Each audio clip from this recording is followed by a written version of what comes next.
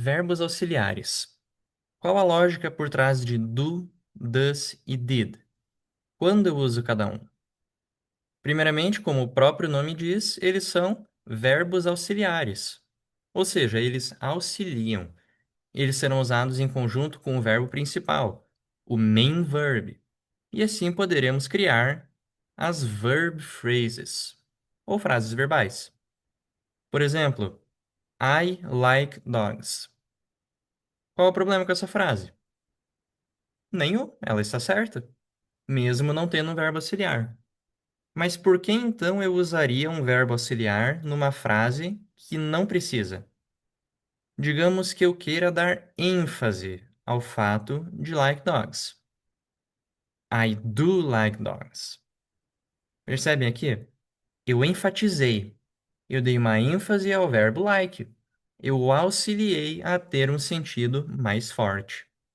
Veremos isso em mais detalhes mais para frente, mas já é bom ficar com isso em mente.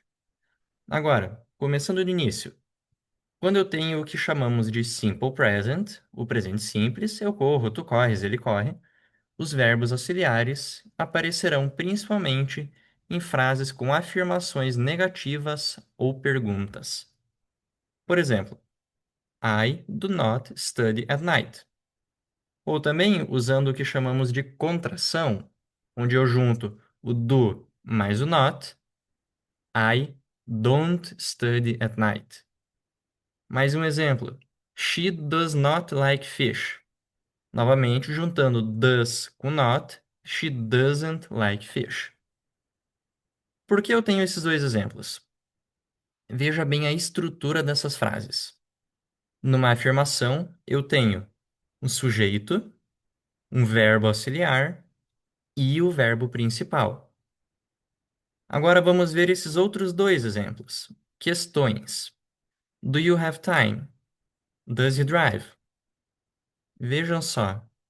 Aqui eu já tenho a resposta para duas coisas. Primeiramente, qual a estrutura de uma questão? A ordem se inverte e eu passo a ter o verbo auxiliar na frente do sujeito. Segundo, eu também percebo quando eu devo usar o do ou does. Eu sempre irei utilizar o does em frases onde tenho a terceira pessoa do singular. Por que isso acontece? O que acontece quando temos uma frase afirmativa na terceira pessoa do singular? É uma regrinha básica do inglês. Eu preciso modificar o verbo.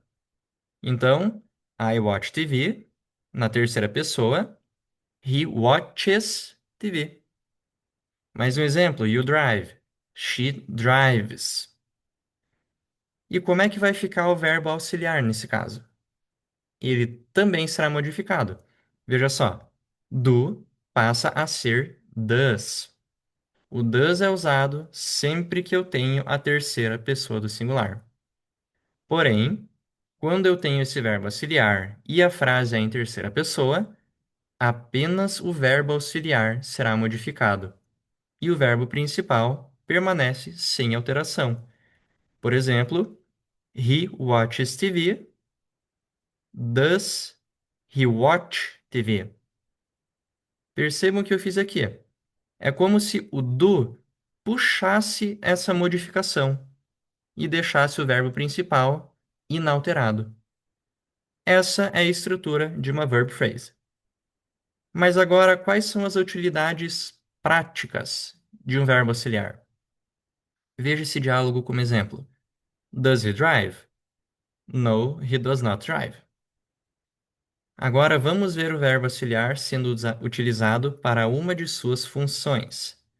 Novamente, does he drive? No, he doesn't. Vejam aqui que eu dei uma resposta encurtada, uma short answer. O verbo auxiliar nos permite dar uma resposta sem repetir a mesma ideia. Essa ideia de doesn't drive já está implícita ali dentro do doesn't. Esses são os usos principais, os usos básicos. Mas veja só agora. My brother hates lettuce. And so does my father. Meu irmão odeia alface, assim como meu pai. Ou também, assim como meu pai, meu irmão também odeia alface, podemos dizer. Vejam só.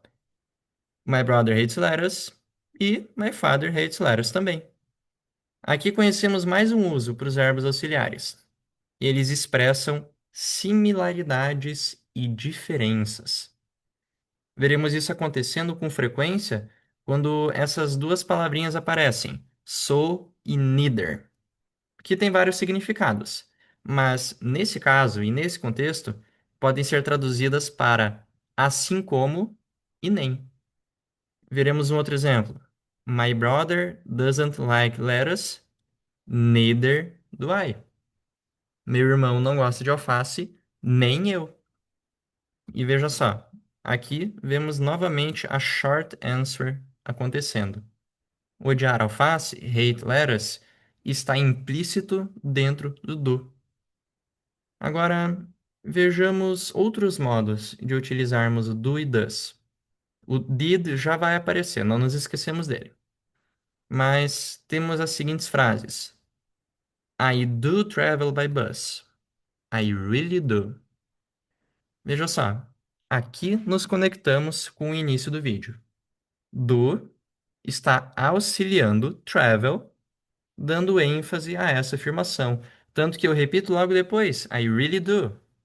Isso é o que nós iremos chamar de emphatic do, o do que expressa ênfase. Nesses casos que vimos até o momento, ele enfatizou a frase inteira, podemos dizer. Mas veja esse próximo caso. Do come in.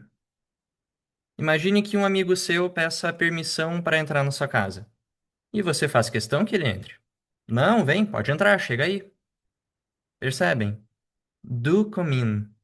Eu não apenas enfatizo que está tudo bem, ele tem permissão de entrar, mas eu também deixo claro que eu quero que ele entre. Ainda é uma ordem, podemos dizer, mas é uma ordem suavizada. Ela tem um tom mais descontraído, não como uma ordem autoritária mesmo. E vejam este próximo caso também. He always does manage to understand the subject. Ele sempre dá um jeito de entender a matéria. Aqui, eu dei uma ênfase, mas não necessariamente ao verbo, mas sim ao advérbio de frequência always. Então, não é apenas sempre, é sempre mesmo. He always does manage to understand the subject. Temos também mais um caso. You didn't do your homework, did you? Oh, but I did finish it. É aqui que vemos o did aparecendo pela primeira vez. O did é o passado de do e does. Ele não tem nenhum formato diferente, não existe dids, por exemplo. Seja para do ou para does, did é o passado dos dois. Voltando ao exemplo, vemos ali que estamos enfatizando o fato de que, na verdade, sim, nós fizemos o homework. Ah, mas eu fiz sim, oh, but I did finish it. Esse é um caso em que o verbo auxiliar é usado para contradizer uma afirmação negativa. Alguém afirmou que não fizemos nossa lição de casa, então nós contrariamos essa afirmação e dissemos a nossa versão dos fatos.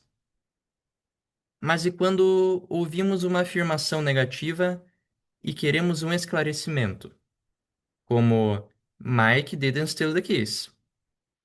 Then, who did steal the keys? Vejam só, eu quero que me esclareçam. Então, quem foi? Eu enfatizei essa questão. Who did steal the keys? E agora, como um último exemplo, vamos ver uma frase um pouco maior. Although Mr. Brown denied involvement in the crime, he did agree in paying a fine. Vemos ali que, embora o Mr. Brown tenha negado estar envolvido no crime, ele ainda assim aceitou pagar uma multa. Ou seja, ele não necessariamente precisava, mas mesmo assim ele cedeu e pagou a multa. Estamos enfatizando esse detalhe. Um outro detalhe importante é que, junto com os verbos auxiliares, pode ser que apareça algo chamado get passive. Ele se parece com isso. Did Robert, veja só, verbo auxiliar. Did Robert get selected for the team? The audience didn't get riled up by the politician. Nós podemos escrever essas frases de outras maneiras. Por exemplo, como vemos aqui. Was Robert selected for the team? The audience wasn't angry at the politician. The audience wasn't angered by the politician. Essas mudanças ocorrem porque o get passive é considerado, em algumas ocasiões, como sendo mais informal. Ele funciona bem na linguagem do dia a dia. Get married, get back, get promoted, get paid. Mas ele geralmente não é visto na forma escrita, que preza mais por um vocabulário mais formal. Muito bem, chegamos aqui ao fim do vídeo. Essas são as principais formas e usos dos verbos auxiliares. Lembrando ainda que do é utilizado na primeira e segunda pessoas do singular e does é utilizado na terceira, sendo ele o termo que puxa a modificação do verbo na terceira pessoa, descartando assim a necessidade de modificações extras. E o did é a versão do passado de do e does, e não é modificado independentemente da pessoa. Continue sempre indo a fundo em seu aprendizado e fique por dentro de novos conteúdos disponibilizados pela Nativo. Até mais e fiquem bem!